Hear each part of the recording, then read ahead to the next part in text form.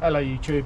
So today we want to empty this bucket of water, this dirty water, because it's too heavy to lift, and the only way we can do it is siphon it out. So what we're going to do is you're going to grab yourself a hose like this one.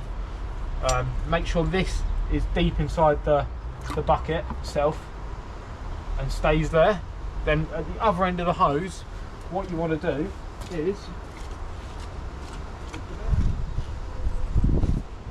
for this end, you want to keep it as low as possible. So this has got to be lower than the than the sucking end. So you want to keep that down low.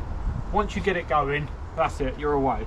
So keep that low. You want to give it a good old suck on the end of this hose pipe like this, and you should be away. Here we go.